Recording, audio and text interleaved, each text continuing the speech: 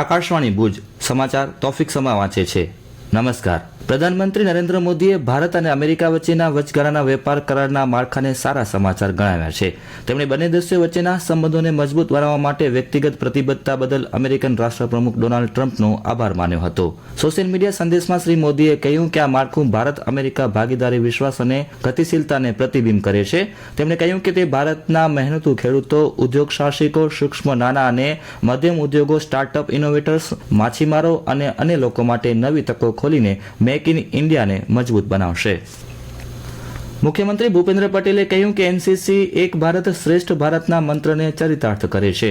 સરહદી અને દરિયાઈ વિસ્તારમાં એનસીસી કેડેટ્સની સંખ્યામાં થયેલ નોંધપાત્ર વધારો એ યુવા શક્તિની દેશભક્તિનું ઉદાહરણ છે।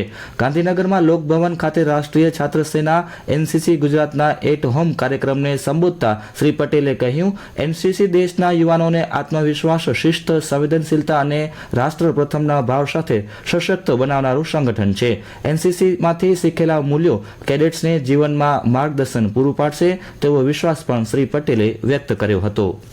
ઇલેક્ટ્રોનિક્સ અને માહિતી ટેકનોલોજી મંત્રી અશ્વિની વૈષ્ણવે જણાવ્યું હતું કે ભારત તેના સેમિકન્ડક્ટર ઉત્પાદન ઇકોસિસ્ટમ વિકસાવવામાં નોંધપાત્ર પ્રગતિ કરી રહ્યું છે। તેમણે ગઈકાલે બેંગલુરુમાં કોલકોમ નિર્મિત 2 નેનોમીટર સેમિકન્ડક્ટર ચીપનું અનાવરણ કર્યા પછી પત્રકારોને સંબોધતા આ મુજબ જણાવ્યું હતું। શ્રી વૈષ્ણવે વિશ્વાસ વ્યક્ત કર્યો કે ભારત કૃત્રિમ બુદ્ધિમત્તા અને સેમિકન્ડક્ટર ક્ષેત્રમાં વૈશ્વિક સ્તરે તેની પ્રતિભા દર્શાવી શકશે। ભારતીય સેનાની આર્ટિલરી રેજિમેન્ટની સ્થાપનાના વર્ષો પૂર્ણ થવાના અવસરે પશ્ચિમ સરહદે યોજાયેલી ભારત રણભૂમિ દર્શનકાર રેલી નારાયણ સરોવર કોટેશ્વર ખાતે પહોંચી હતી।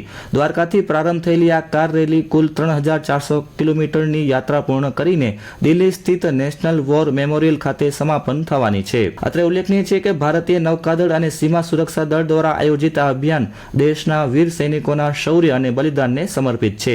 અભિયાનનો મુખ્ય હેતુ ઐતિહાસિક રણભૂમિ મુલાકાત લેવી, વિવિધ યુદ્ધ સ્મારકો પર શહીદોને શ્રદ્ધાંજલિ અર્પણ કરવી તેમજ ગ્રામજનો, વીર નારીઓ અને ભૂતપૂર્વ સૈનિકો સાથે સંવાદ કરી તેમની સેવાઓ બદલ આભાર વ્યક્ત કરવાનો છે। મુંબઈના વાનખેડે સ્ટેડિયમ પર T20 વિશ્વકપની પ્રથમ મેચમાં ભારતે અમેરિકાને 29 રને હરાવી વિજયી પ્રારંભ કર્યો છે। ભારતે પ્રથમ દાવ લઈ 9 વિકેટે 161 રન કર્યા હતા, જેમાં સુકાની સૂર્યકુમાર યાદવે સૌથી વધુ 84 રન કર્યા હતા। 162 રનના વિજયી લક્ષ્યાંકને સર કરવા મેદાને પડેલી અમેરિકાની ટીમ 8 વિકેટ ગુમાવી 132 રન કરતા 29 રને પરાજય થયો હતો। ભારતના સિરાજે સૌથી વધુ 3 વિકેટ ઝડપી હતી। T20ની પ્રારંભિક મેચમાં પાકિસ્તાને નેધરલેન્ડને 3 વિકેટે, જ્યારે બીજી મેચમાં વેસ્ટ ઇન્ડિઝની ટીમે સ્કોટલેન્ડને 35 રને હાર આપી હતી। લખપત તાલુકામાં અમિયા ઉગમસિંહ ભાટી રોડ, શિણાપરથી માલડો રોડ તથા કનોજથી હાઈવે સુધીના માર્ગને 375 લાખના ખર્ચે ધારાસભ્ય પ્રદ્યુમનસિંહ જાડેજાના હસ્તે ખાતમુહૂર્ત કરાયું હતું। આ પ્રસંગે શ્રી જાડેજાએ કહ્યું કે છેવાડાના વિસ્તારમાં વિકાસને લગતી ખૂટતી કડીઓ સાથે જળ વિકાસના કામો સતત ચાલુ રહેશે। અબડાસા વિસ્તારના 3 તાલુકામાં અનેક માર્ગોનું નવીનીકરણ હાથ ધરાયું છે અને હજુ પણ વિકાસના કામો ચાલુ રહેશે।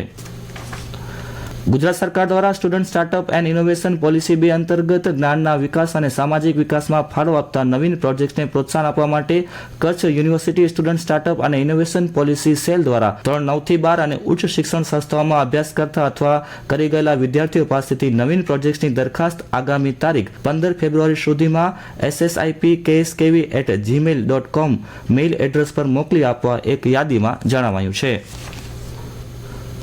ભુજ નગરપાલિકા દ્વારા શહેરની સફાઈ વ્યવસ્થાને વધુ મજબૂત બનાવવા પાણી પુરવઠા વિભાગના 15મા નાણાં પંચ ગ્રાન્ટ અંતર્ગત સફાઈ અભિયાનને ગતિ આપવા 34,64,750 રૂપિયાના ખર્ચે 5 કમ્પોઝ મલ્ટીપર્પઝ વાહનોના લોકાર્પણ ધારાસભ્ય કેશુભાઈ પટેલના હસ્તે કરવામાં આવ્યું હતું।